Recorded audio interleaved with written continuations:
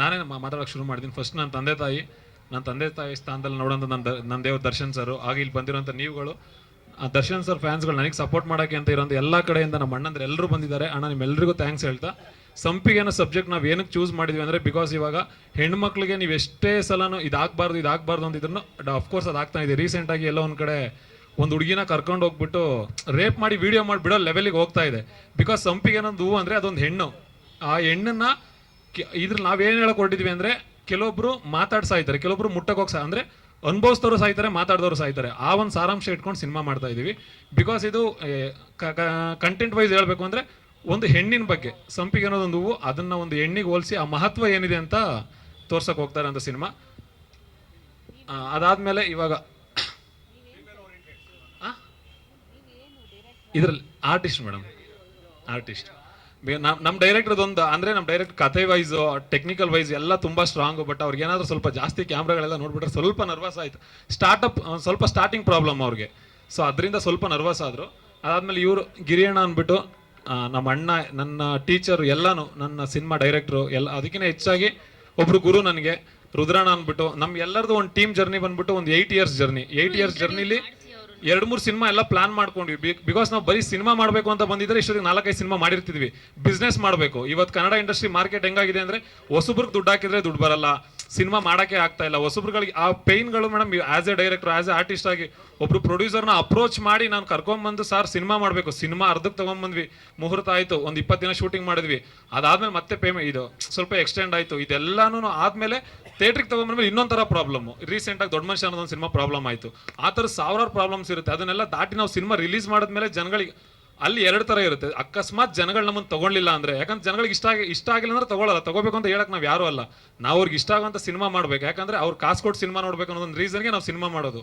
ಅದ್ರಲ್ಲಿ ನಾವು ಏನು ಮೆಸೇಜ್ ಕೊಡ್ತಾ ಇದ್ದೀವಿ, ಆ ಸಿನಿಮಾಯಿಂದ ಅವ್ರು ಏನು ತೊಗೊಂಡು ಹೋಗ್ತಾವ್ರು, ಏನೋ ಒಂದು ತೊಗೊಂಡು ಹೋಗೋಕ್ಕಾಗಿಲ್ಲ, ಮೆಸೇಜ್ ಹೇಳೋಕ್ಕಾಗಿಲ್ಲ ಅಂದರು ಆ 2.5 ಗಂಟೆ ಬಂದು ಆ ವ್ಯಕ್ತಿ ನಮಗೆ ಟೈಮ್ ಕೊಡ್ತಿದಾರ, ಅಷ್ಟು ಏನೋ ಸ್ಟ್ರೆಸ್ಸಲ್ಲಿ ಅವ್ರದ್ದೆಲ್ಲಾನು ಬಿಟ್ಟು ನಮ್ಗೆ ಬಂದು ಟೈಮ್ ಕೊಡ್ತಾವ್ರೆ ಅಂತಂದರೆ, ಆ ಟೈಮ್ನ ಅವ್ರು ಕೊಡೋವಂಥ ದುಡ್ಡನ್ನು ನಾವು ಫುಲ್ಫಿಲ್ ಮಾಡ್ತಾ ಇದೀವಿ ಅನ್ನೋ ಒಂದು ಇಂಟೆನ್ಷನ್ಸ್ ಇಟ್ಕೊಂಡು ನಾವೆಲ್ಲದಕ್ಕಿಂತ ಹೆಚ್ಚಾಗಿ ಸಿನಿಮಾ ಜೊತೆಗೆ ಬಿಸ್ನೆಸ್ ಮಾಡೋಕ್ಕೆ ಬಂದಿದ್ದೀವಿ ಸರ್.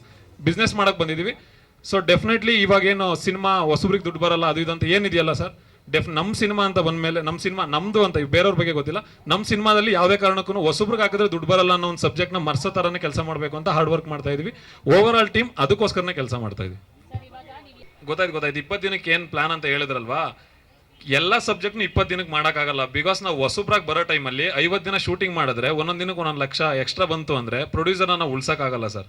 ಬಿಕಾಸ್ ನಾವೇನು ಮಾಡ್ತೀವಿ, ರಿಹರ್ಸಲ್ ಮಾಡಿಕೊಂಡು ಹೊಸ ಟೀಮ್ ಅವ್ರು ಏನಿದ್ದಾರೆ ಎಲ್ಲರೂ ಫಸ್ಟ್ 1.5 ಮಂತಿಂದ ರಿಹರ್ಸಲ್ ಸ್ಟಾರ್ಟ್ ಮಾಡಿ ಪ್ರಿಪ್ರೇಷನ್ ಆಗಿ ಶೂಟಿಂಗ್ ಸ್ಪಾಟ್ಗೆ ಹೋದಾಗ ಅಲ್ಲೇ ಉಳ್ಕೊಂಡು ಒಂದು ಶೆಡ್ಯೂಲ್ 20 ಡೇಸಲ್ಲಿ ಮುಗಿಸ್ಕೊಂಡು, ಚಿಕ್ಕ ಪುಟ್ಟ ಪ್ಯಾಚಸ್ ವರ್ಕ್ ಇತ್ತು ಅಂದರೆ ಮತ್ತೊಂದು 5 ಡೇಸ್ ಅದನ್ನು ಮಾಡಲೇಬೇಕಾಗುತ್ತೆ. ಯಾಕಂದರೆ ವೆದರ್ ನಮ್ಮ ಕೈಲಿ ಇರಲ್ಲ. ನಿಮಗೆ ಗೊತ್ತು, ಇವಾಗ ಮಳೆ ಬಂದಿದ್ರೆ ನಾವು ವೀಡಿಯೋ ಮಾಡೋಕೆ ಇವಾಗ ಇಷ್ಟು ಚೆನ್ನಾಗಿ ಮಾಡೋಕ್ಕಾಗ್ತಿರ್ಲಿಲ್ಲ. ನಿಮಗೂ ತೊಂದರೆ ಆಗಿರೋದು, ನಮಗೂ ತೊಂದರೆ ಆಗಿರೋದು. ನೀವು ಅಷ್ಟು ದೂರದಿಂದ ಬಂದು ನಮ್ಗೆ ಇಷ್ಟು ಸಪೋರ್ಟ್ ಮಾಡೋಕ್ಕೆ ನಿಮ್ಗೆ ಆಗ್ತಿರ್ಲಿಲ್ಲ, ಯಾಕಂದ್ರೆ ಮಳೆ ಬಂದಿರೋದು. ಈ ಥರ ವೆದರಲ್ಲಿ ಅಥವಾ ಏನೋ ಚಿಕ್ಕ ಪುಟ್ಟ ಇಶ್ಯೂಸ್ ಆಯಿತು ಅಂದರೆ ಒಂದು 5 ಡೇಸ್ ಎಕ್ಸ್ಚೇಂಜ್ ಆಗುತ್ತೆ. ಅದಾದಮೇಲೆ 20 ಡೇಸ್ ಫುಲ್ ಟಾಕಿ ಪೋರ್ಷನ್ ಶೂಟ್ ಮಾಡಿ ಒಂದು ಸಾಂಗ್ ಮಾತ್ರ ಮತ್ತೆ ಒಂದು 4 ಡೇಸ್ ಪ್ಲಾನ್ ಮಾಡಿದ್ದೀವಿ. ಬಿಕಾಸ್ ಇದು ಏನಕ್ಕೆ ಇಷ್ಟು ಕಡಿಮೆ ಶೆಡ್ಯೂಲಲ್ಲಿ ಪ್ಲಾನ್ ಮಾಡಿರೋದು ಅಂದರೆ, ನಾವು ಪ್ರೊಡ್ಯೂಸರ್ ವೈಸು ಯೋಚನೆ ಮಾಡಬೇಕು, ಮತ್ತು ಆರ್ಟಿಸ್ಟ್ಗಳು ಮತ್ತು ಬೇರೆ ಆರ್ಟಿಸ್ಟ್ಗಳ ಡೇಟ್ಸ್ಗಳೆಲ್ಲ ತೊಗೊಂಡಿರ್ತೀವಲ್ಲ, ಅವ್ರಲ್ಲಿ ಒಂದಿನ ಎಕ್ಸ್ಟೆಂಡ್ ಆಯಿತು ಅಂದರೆ ಅವ್ರಿಗೆ ಪೇಮೆಂಟ್ ಎಲ್ಲ ಕೊಡಬೇಕಾಗುತ್ತೆ. ಬಿಕಾಸ್ ಇದನ್ನೆಲ್ಲ ಯೋಚನೆ ಮಾಡಿ ಒಂದು ಶೆಡ್ಯೂಲ್ ಇಷ್ಟರಲ್ಲಿ ಮುಗಿಸ್ಬೋದು. ಇದಕ್ಕೆ ಏನೇನು ಪ್ರಿಪ್ರೇಷನ್ ಮಾಡಬೇಕು ಅಂತ ನೆಕ್ಸ್ಟ್ ಎಲ್ಲ ಸಿನಿಮಾನು 20 ದಿನದಲ್ಲೇ ಮಾಡಿ ಅಂದರೆ ಮಾಡೋಕ್ಕಾಗಲ್ಲ. ಅದರದೇ ಆದ ಬಜೆಟ್ ಕೊಟ್ಟಾಗ, ಅದರದೇ ಆದ ಆರ್ಟಿಸ್ಟ್ಗಳು ಬಂದಾಗ ಅದೆಲ್ಲ ಸ್ವಲ್ಪ ಎಕ್ಸ್ಟೆಂಡ್ ಆಗ್ತಾ ಹೋಗುತ್ತೆ. ನಮ್ಮ ಫಸ್ಟ್ ಸ್ಟೆಪ್ಪಿಗೆ ಏನು ಬೇಕು ಅದು ಮಾಡಿದ್ದೀವಿ ಸರ್. ಜೊತೆಗೆ ಇವಾಗ sir shooting almost August end ಅಥವಾ ಸೆಪ್ಟೆಂಬರ್ ಫಸ್ಟ್ ವೀಕಲ್ಲಿ ಹೋಗ್ತೀವಿ ಮೇಡಮ್. 1 ಸೆಕೆಂಡ್, ಇವಾಗ ನೀವು ಹೇಳಿದ್ರಲ್ವಾ, ನಾವು ನಿನ್ನೆ ಆ ವಿಚಾರಕ್ಕೆ ನಾನು ಏನು ಪೂಜೆ ಮಾಡ್ತೀನಲ್ಲ, ಡೆಫಿನೆಟ್ಲಿ ಇವಾಗ ನನಗೆ ಅವ್ರಂದರೆ ತುಂಬ ಇಷ್ಟ. ಬಿಕಾಸ್ ತಾಯಿನ ನಾವು ಚಾಮುಂಡೇಶ್ವರಿಗೆ ಹೋಲಿಸ್ಬೋದು, ಎಲ್ಲರೂ ಯಾರಿಗಾದ್ರೂ ಹೋಲಿಸ್ಬೋದು. ನಮ್ಮ ತಾಯಿನ ನಾವು ಯಾರಿಗೂ ಹೋಲಿಸಿದ್ರು ಕೇಳೋ ರೈಟ್ಸ್ ಯಾರಿಗೂ ಇಲ್ಲ. ಬಿಕಾಸ್ ಆ ವಿಚಾರಕ್ಕೆ ನಾನು ಹೋಗ್ಬಿಟ್ಟು ಅವ್ರ ಅಣ್ಣ ಹತ್ರ, ದಿನಕರಣ್ಣ ಅವ್ರು ಆ್ಯಕ್ಚುಲಿ ಕ್ಲಾಪ್ ಮಾಡೋಕ್ಕೆ ಬರಬೇಕಾಗಿತ್ತು. ಅಣ್ಣ ಹತ್ರ ಕೇಳಿದೆ, ಸಿಚುವೇಶನ್ ಸರಿ ಇಲ್ಲ ಚಿನ್ನ, ಡೆಫಿನೆಟ್ಲಿ ನಾನು ನೆಕ್ಸ್ಟ್ ಮುಂದಿನ ದಿನಗಳಲ್ಲಿ ನಾವು ಸಪೋರ್ಟ್ ಮಾಡೇ ಮಾಡ್ತೀವಿ ಅಂತ ಹೇಳಿ ನೆನ್ನೆ ಮನೆಗೆ ಹೋಗಿ ಅಣ್ಣನಿಗೆ ಇನ್ವಿಟೇಷನ್ ಕೊಟ್ಟು ಅವ್ರ ಬ್ಲೆಸ್ಸಿಂಗ್ಸ್ ಮಾಡಿ 1 ಅವರ್ ಕೂತ್ಕೊಂಡು ಮಾತಾಡಿಸಿ, ನೆಕ್ಸ್ಟ್ ಸಿನಿಮಾ ಏನು ಪ್ಲಾನ್ ಮಾಡ್ತಿದ್ದೀರಾ, ಏನು ಎತ್ತ, ಅದು ರಿಲೀಸಿಗೆ ಚೆನ್ನಾಗಿ ಬನ್ನಿ, ಇವಾಗ ನೀವು ಮಾಡ್ಕೊಂಡು ಬನ್ನಿ, ರಿಲೀಸಿಗೆ ನಾನು, ದರ್ಶನ್ ಅವರು ಎಲ್ಲರೂ ಬಂದು ನಿಂತ್ಕೋತೀವಿ ಅಂತ ನೆನ್ನೆ ದಿನಕರಣ ಈ ಮಾತು ನಾನು ಏನಕ್ಕೆ ಹೇಳ್ತಾ ಇದ್ದೀನಿ ಅಂದರೆ, ಅದನ್ನು ರಿವೀಲ್ ಮಾಡೋಂಗಿರಲಿಲ್ಲ. ಬಿಕಾಸ್ ನೀವು ಇವಾಗ ಹೇಳಿದ್ರಲ್ಲ ಚಾಮುಂಡೇಶ್ವರಿ ಅಂತ ಹೇಳಿದ್ರಿ ಅಂತ.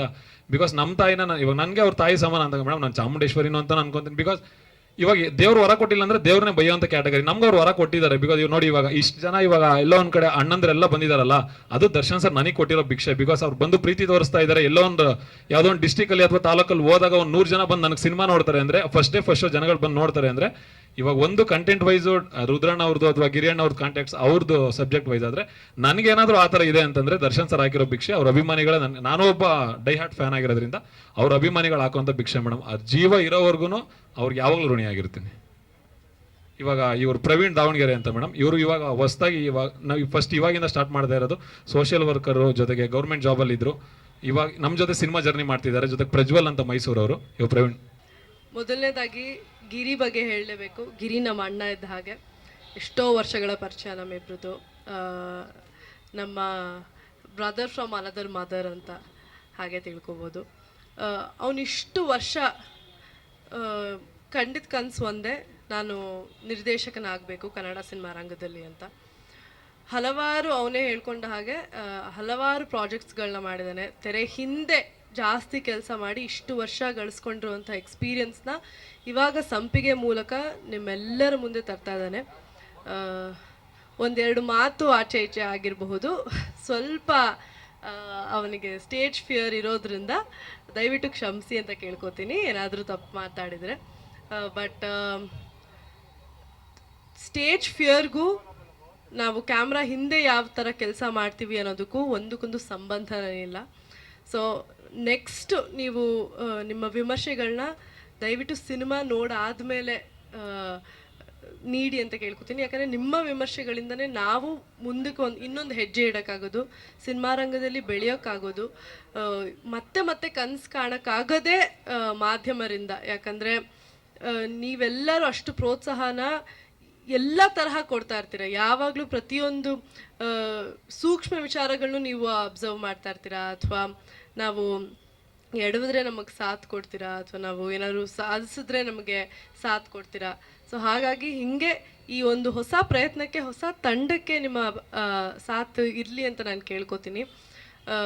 ಹೊಸ ತಂಡ ಆಗಿದ್ರೂ ಕೂಡ ಪ್ರತಿಯೊಬ್ಬರು ಹಲವಾರು ವರ್ಷಗಳದ ಎಕ್ಸ್ಪೀರಿಯನ್ಸನ್ನು ತರ್ತಾ ಇದ್ದಾರೆ ತೆರೆ ಮೇಲೆ ಅಂತಲೇ ಹೇಳ್ಬೋದು. ನಾನು ಇವತ್ತು ಇಲ್ಲಿ ಕೂತ್ಕೊಂಡು ಗಿರಿ ಬಗ್ಗೆ ಮಾತಾಡ್ತಾ ಇದ್ದೀನಿ ಅಂತಂದರೆ ನಂಗೆ ನಂಬೋದಕ್ಕೆ ಆಗ್ತಾಯಿಲ್ಲ. ಯಾಕಂದರೆ ನಾನು ಇಷ್ಟು ವರ್ಷ ನೋಡಿರೋದ್ರಿಂದ ಈಶಾನಿಯವರ ಮ್ಯೂಸಿಕ್ ವಿಡಿಯೋಸ್ ಆಗಿರಲಿ, ರಾಹುಲ್ ಡಿಟೋಬಿ ಮ್ಯೂಸಿಕ್ ವಿಡಿಯೋಸ್ ಆಗಿರಲಿ, ಅಥವಾ ಏನೋ ಅಸಿಸ್ಟೆಂಟ್ ಅಸೋಸಿಯೇಟ್ ಡೈರೆಕ್ಟರ್ ಆಗಿ ಕೆಲಸ ಮಾಡಿರೋದಾಗಿರಲಿ, ಪ್ರತಿಯೊಂದೂ ನಾನು ನೋಡಿದ್ದೀನಿ. ಆದರೆ ನಾವೆಲ್ಲರೂ ಅವನಿಗೆ ಹುರಿದುಂಬಿಸ್ತಾ ಇದ್ವಿ, ನೀನು ಆಗಲೇಬೇಕು ಒಂದು ದಿವಸ ಅಂತ. ಬಟ್ ಇವತ್ತು ಅವನ ಕಾಲ ಮೇಲೆ ಅವನೇ ನಿಂತ್ಕೊಂಡು ಎಷ್ಟು ಜನ ತೆಗೆಳಿದ್ರೂ ಅವನು ನಾನು ಸಾಧಿಸಿ ತೋರಿಸ್ತೀನಿ ಅಂತ ಇವತ್ತು ನಿಮ್ಮ ಮುಂದೆ ಬಂದಿಯೇ. ಇಷ್ಟು ಜನ ಮಾಧ್ಯಮದವ್ರನ್ನ ನಾನು ನೋಡಿದಾಗ ಇವತ್ತು ನಾನು ಎಕ್ಸ್ಪೆಕ್ಟೇ ಮಾಡಿರಲಿಲ್ಲ. ನನಗೆ ತುಂಬಾ ಖುಷಿ ಆಗ್ತಿದೆ, ತುಂಬಾ ಹೆಮ್ಮೆ ಆಗ್ತಿದೆ. He's come this far in life and he will reach much more heights ಅಂತ ಹೇಳ್ಬೋದು. ಹಾಗೆ ಇಡೀ ತಂಡಕ್ಕೆ ಕಂಗ್ರ್ಯಾಚುಲೇಷನ್ಸ್. ಇನ್ನೂ ಹೆಚ್ಚು ಹೊಸ ಹೊಸ ಕಾನ್ಸೆಪ್ಟ್ಗಳನ್ನ ಕನ್ನಡ ಸಿನಿಮಾ ರಂಗಕ್ಕೆ ತೊಗೊಂಬನ್ನಿ ಅಂತ ನಾನು ಕೇಳ್ಕೊತೀನಿ. ಯಾಕಂದರೆ ನೀವಾಗ ನಾವೇ ಬೆಂಗಳೂರು ನಾವು ಹೇಳಿದಾಗೆ ಕಾಸ್ಮೋಪಾಲಿಟನ್ ಸಿಟಿ ಆಗಿರಬಹುದು, ಪ್ರತಿಯೊಂದು ಭಾಷೆನೂ ಇಲ್ಲಿ ರಿಲೀಸ್ ಆಗುತ್ತೆ. ಬೇರೆ ಬೇರೆ ಭಾಷೆಗಳನ್ನ ಹೋಗಿ ನಾವು ತುಂಬಾ ಪ್ರೋತ್ಸಾಹಿಸ್ತಾ ಇರ್ತೀವಿ. ಆದರೆ ನಮ್ಮದೇ ಆದ ಭಾಷೆಯಲ್ಲಿ, ನಮ್ಮ ಕನ್ನಡದಲ್ಲಿ ಒಂದು ಒಳ್ಳೆ ಕಾನ್ಸೆಪ್ಟ್ ಬಂದಾಗ ಅದನ್ನು ಥಿಯೇಟರ್ಗೆ ಹೋಗಿ ನಾವು ಸಪೋರ್ಟ್ ಮಾಡೋದೇ ಇಲ್ಲ ಯಾವತ್ತು. ಸೊ ದಯವಿಟ್ಟು ಹೊಸ ಕಲಾವಿದರಿಗೆ, ಹೊಸ ಕಾನ್ಸೆಪ್ಟ್ಗಳಿಗೆ ಜನರು ಸ್ವಲ್ಪ ಜಾಗ ಮಾಡಿಕೊಡ್ಬೇಕು ಅಂತ ನನ್ನ ಒಂದು ವಿನಂತಿ ಅಷ್ಟೆ. ಯಾಕಂದರೆ ಈಗ ಬೇರೆ ಇಂಡಸ್ಟ್ರೀಲಿ ಎಷ್ಟು ಒಗ್ಗಟ್ಟಿದೆ, ಅವರು ಎಷ್ಟು ಮುಂದುವರಿತಾ ಇದ್ದಾರೆ. ಹೌದು, ನಾವು ಮುಂದುವರಿತಾ ಇದ್ದೀವಿ, ಸರಿ, ಕರೆಕ್ಟ್. ಆದರೆ ದೊಡ್ಡವರು ಸಿನಿಮಾ ಮಾಡಿದಾಗ ಮಾತ್ರ ಎಲ್ಲೋ ಒಂದು ಕಡೆ ರಾಷ್ಟ್ರ ಮಟ್ಟದಲ್ಲಿ ಅಥವಾ ವರ್ಲ್ಡ್ ವೈಡ್ ಹೆಸರು ಮಾಡ್ತೀವಿ. ಸಣ್ಣ ಮಟ್ಟದಲ್ಲಿ ಸಿನಿಮಾ ಮಾಡಿದಾಗ ಅದರಲ್ಲಿ ದೊಡ್ಡ ಆ್ಯಕ್ಟರ್ಸ್ ಇದ್ದರೆ ಹೆಸರು ಮಾಡ್ತವೆ. ಬಟ್ ಸ್ಮಾಲ್ ಬಜೆಟ್ ಇಟ್ಕೊಂಡು ನ್ಯೂ ಕಮರ್ಸ್ ಸಿನಿಮಾ ಮಾಡಿದಾಗ ನಾವು ಕ್ಯಾರೆ ಅನ್ನಲ್ಲ. ಸೊ ಈ ಸ್ವಭಾವನ ನಾವು ಸ್ವಲ್ಪ ನಮ್ಮಲ್ಲಿ ನಾವು ಬದಲಾಯಿಸ್ಕೊಂಡ್ರೆ ಎಲ್ಲೋ ಒಂದು ಕಡೆ ನಮ್ಮ ಕನ್ನಡ ಇಂಡಸ್ಟ್ರಿನೂ ಆಲ್ರೆಡಿ ವರ್ಲ್ಡ್ ವೈಡ್ ರೆಕಗ್ನಿಷನ್ ಸಿಕ್ಕಿದೆ. ಬಟ್ ಸಣ್ಣ ಸಿನಿಮಾಗಳಿಗೂ ಅಂಥ ದೊರಕಬೇಕಾಗಿರೋಂತಹ ರೆಕಗ್ನಿಷನ್ ಸಿಗುತ್ತೆ ಅಂತ ಒಂದು ಆಸೆ ಅಷ್ಟೆ. So thank you so much. So firstly ನಾನು ಏನು ಹೇಳ್ಬೇಕಂದ್ರೆ ಆಬ್ವಿಯಸ್ಲಿ ಗಿರಿಗೌಡ ಅವರು ಇಟ್ಸ್ ಬಿನ್ 3 ಇಯರ್ಸ್ 3 ವರ್ಷ ಆಗಿದೆ ನಮ್ಮ ಭೇಟಿ ಆಗಿರೋದು.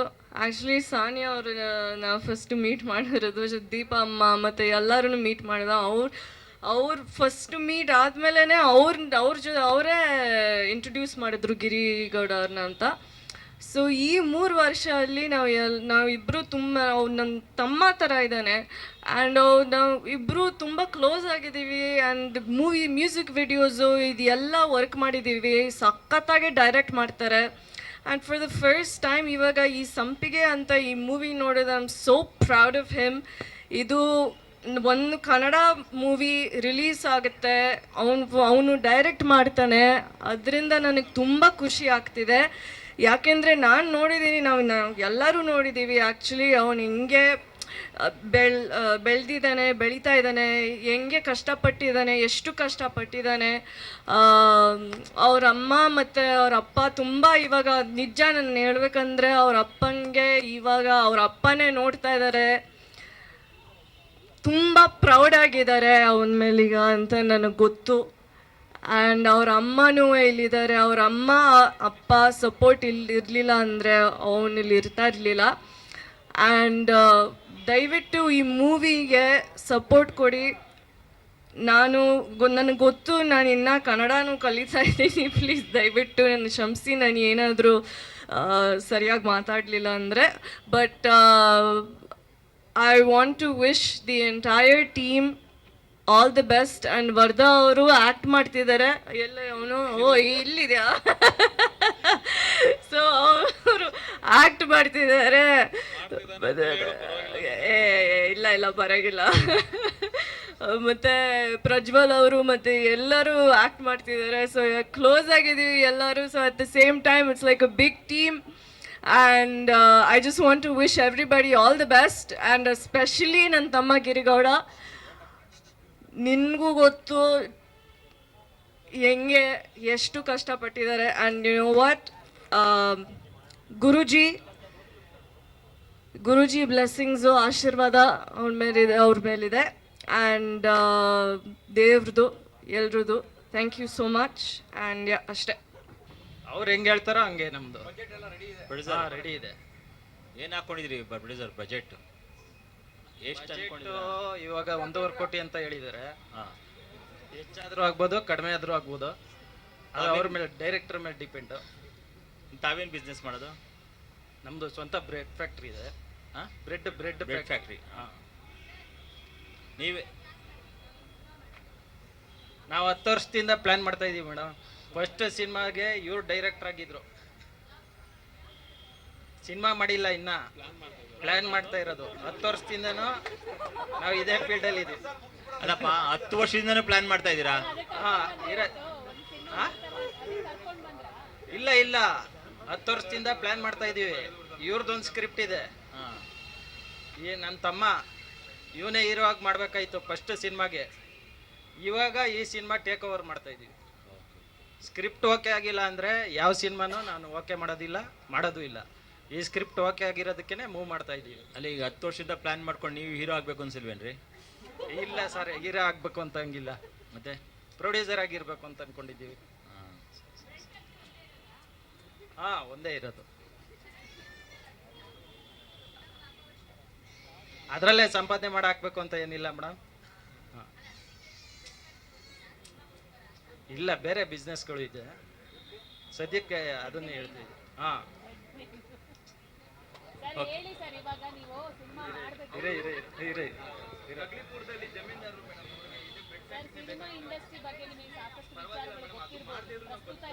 ಇವರೇ ನಿರ್ಮಾಪಕರೇ, ಗೊತ್ತಿದೆ ಮೇಡಮ್. ಗೊತ್ತಿರೋದಕ್ಕೇನೆ 10 ವರ್ಷದಿಂದ ಯಾವುದೋ ಇನ್ನೂ ಟೇಕ್ ಓವರ್ ಮಾಡಿದಿರಾ, ಈ ಸಿನಿಮಾ ಟೇಕ್ ಓವರ್ ಮಾಡ್ತಾ ಇರೋದು. ತಿಳ್ಕೊತಾ ಇದ್ದೀವಿ. ತಿಳ್ಕೊಂಡು ಇವಾಗ ಮೊದಲನೇ ಹೆಜ್ಜೆ ಇದು ನಿಮ್ಗಳ ಮುಖಾಂತರ ತಲುಪಿಸ್ತಾ ಇದ್ದೀವಿ ಜನಕ್ಕೆ. ಸಿನಿಮಾ ಟೇಕ್ ಓವರ್ ಮಾಡ್ತಾ ಇದ್ದೀವಿ. ಸಿನಿಮಾ ಹೆಂಗ್ ಮೂವ್ ಆಗುತ್ತೆ ನೋಡ್ಕೊಂಡು ಮಾಡ್ತೀವಿ.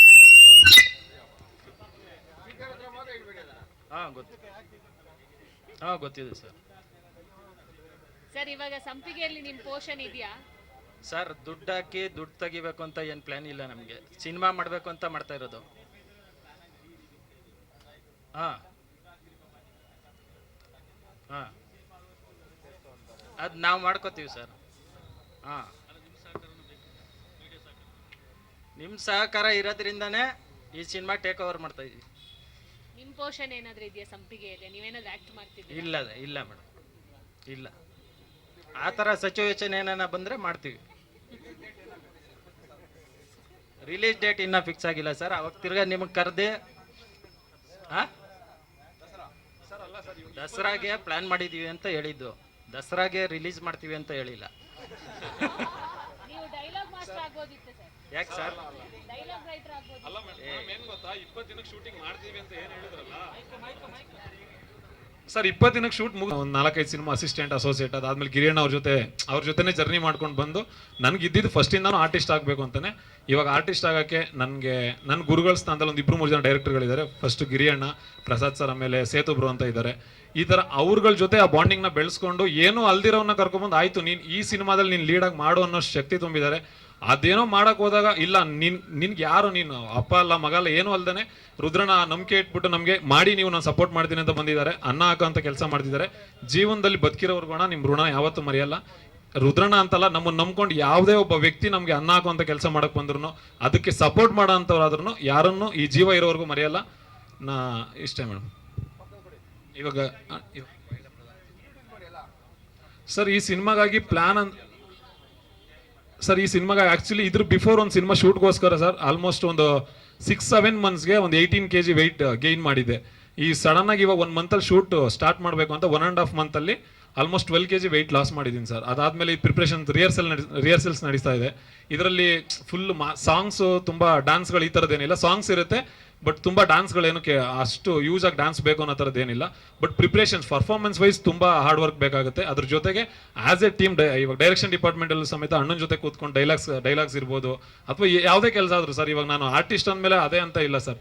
ಇವಾಗ ಇಲ್ಲಿ ಬಂದು ನೋಡಿದ್ರಲ್ಲ, ಚೇರು ಟೇಬಲ್ ಎತ್ತಿಡ್ಬೇಕಂದ್ರೆ ಅದು ಕೆಲಸನೂ ಮಾಡಬೇಕು. ನಾನು ಬಣ್ಣ ಹಚ್ಕೊಂಡ ಕಲಾವಿದ, ಬಟ್ ಹಿಂದೆ ಒಬ್ಬ ಕೆಲಸಗಾರ ಕೆಲಸ ಮಾಡಕ್ಕೆ ನಾನು ರೆಡಿ ಇದ್ದೀನಿ sir.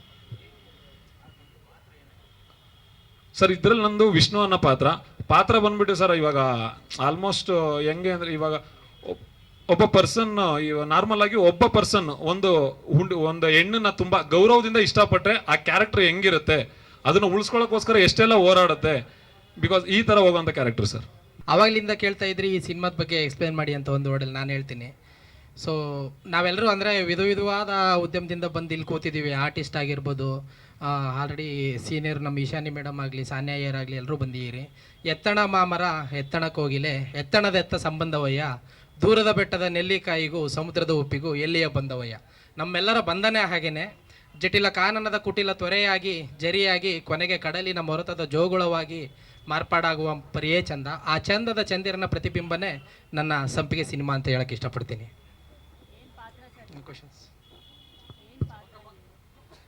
Hero supporting character madam. ಬಿಟ್ಟಿಲ್ಲ ಮೇಡಮ್, ಪರ್ಮಿಷನ್ ತಗೊಂಡು ಮಾಡಬೇಕು. ಇದು ನನ್ನ ಪ್ಯಾಷನಿಗೆ ಮಾಡ್ತಾ ಇರೋದು. ಸುಮಾರು ಚಿಕ್ಕವರಿದ್ದಾಗಿದ್ದನೂ ನನಗೊಂದು ಆಸೆ ಅನ್ನೋದಿತ್ತು, ಬಟ್ ನನಗೊಂದು ಬೇಸಿಕ್ ಅನ್ನೋದು ಇರಲಿಲ್ಲ.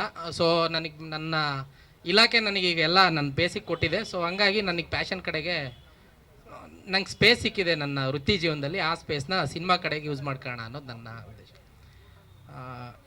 ಸಿನಿಮಾ ಆದಮೇಲೆ ಹೇಳ್ತೀನಿ ಸರ್. ಈಗ ಪ್ರಜ್ವಲ್ ಅವರು ಒಂದೆರಡು ಮಾತಾಡ್ತಾರೆ. ಎಲ್ರಿಗೂ ನಮಸ್ಕಾರ. ನನ್ನ ಹೆಸರು ಪ್ರಜ್ವಲ್ ಅಂತ. ಸೊ ನನಗೊಂದು ಮುಖ್ಯವಾದ ಪಾತ್ರ ಕೊಟ್ಟಿದ್ದಾರೆ. ಸೊ ಭಾಳ ಖುಷಿ ಆಯಿತು.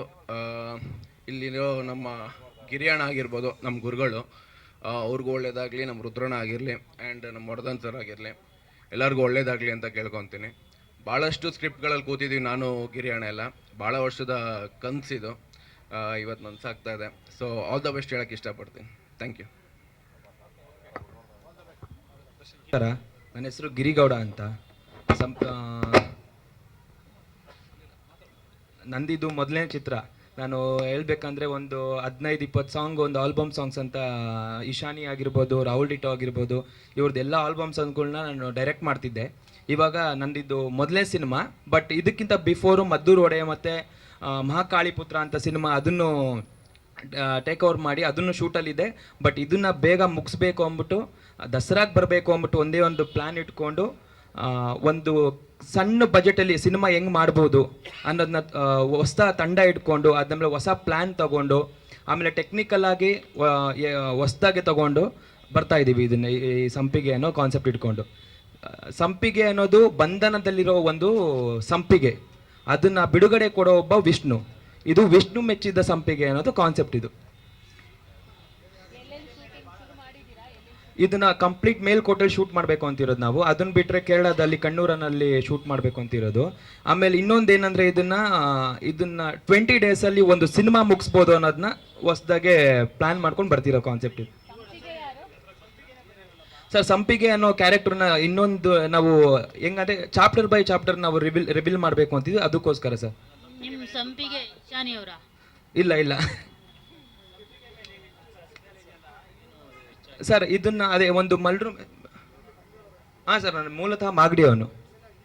Heroine sir, heroine ಬೆಂಗಳೂರವ್ರೆ.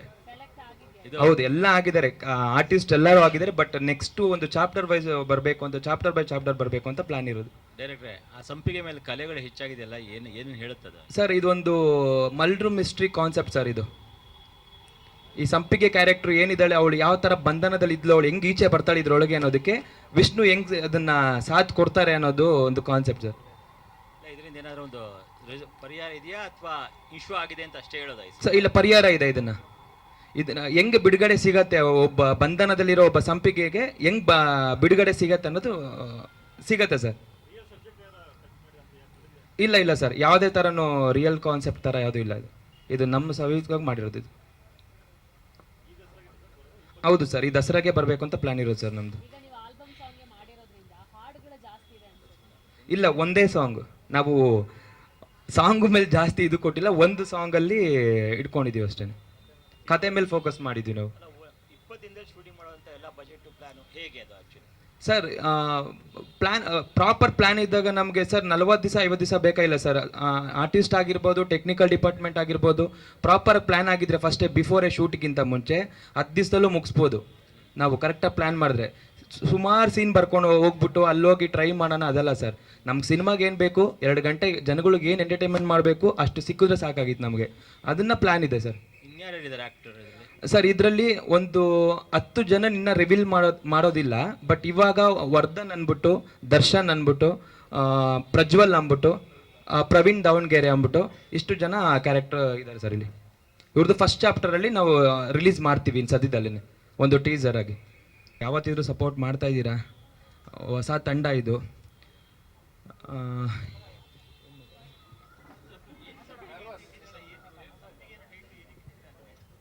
ಸರ್, ಸಂಪಿಗೆ ಬಂದು ಯಾರು ಮೆಚ್ಚಲಾರದ ಹೂವೊಂದು ಶಿವ ಮೆಚ್ಚಿದನಂತೆ ಅಂತ ತಿತ್ತು ಫಸ್ಟು. ಯಾರು ಮೆಚ್ಚಲಾರದ ಹೂವನ್ನು ವಿಷ್ಣು ಮೆಚ್ಚಿದನಂತೆ. ಅದೇ ಸಂಪಿಗೆ. ಇದು ಸಂಪಿಗೆಗಾಗಿ ಕದನ ಅಂತ ಒಂದು ಕಾನ್ಸೆಪ್ಟ್ ಸರ್ ಇದು.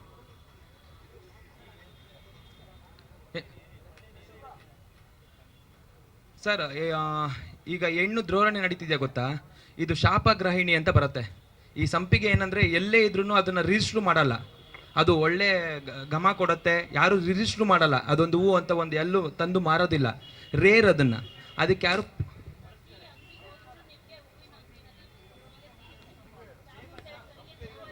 ಇಷ್ಟ ಆದರೆ ಅದಕ್ಕೆ ಯಾರು ಇನ್ನೂ ಅದಕ್ಕೆ ಒಂದು ರೇರಾಗಿ ಸಿಗಲ್ಲ, ಅದು ಎಲ್ಲೂ ಸಿಗೋದಿಲ್ಲ. ಅದನ್ನ ಪಾಯಿಂಟ್ ಆಗಿ ಸಿಗೋದಿಲ್ಲ ಅಲ್ಲ, ನಾನೇ ಡೈಲಿ ತಗೊಂಡು ಹೋಗ್ತೀನಿ ನಮ್ಮ ಮನೆಗೆ ಪೂಜೆಗೆ. ಓಕೆನಾ? ಕಡಿಮೆ ಇದು ಸಂಪಿಗೆ ಕಾಲದಲ್ಲಿ ಎಲ್ಲ ಮರದಲ್ಲೂ ಇಲ್ಲೇ ಎಷ್ಟೊಂದು ವಿಜಯನಗರದಲ್ಲೇ ಹುಡುಕಿದ್ರೆ ನಿಮ್ಗೊಂದು 50 ಮರ ಸಿಗುತ್ತೆ. 50 ಮರದಲ್ಲೂ ಇವಾಗ ಸಂಪಿಗೆ ಕಾಲ ಆಗಿದೆ, ಸಂಪಿಗೆ ಹೂ ಬಿಟ್ಟಿರುತ್ತೆ. ನೆನ್ನೆ ತಾನೇ ನಮ್ಮ ಮನೆಗೆ ತಗೊಂಡೋಗಿದ್ದೀನಿ ನಾನು ಸಂಪಿಗೆನ. ಗೊತ್ತು ಸರ್. ಇದನ್ನ ಬರೋದೇನು ಮೇಡಮ್, ಒಂದು ನಿಮಿಷ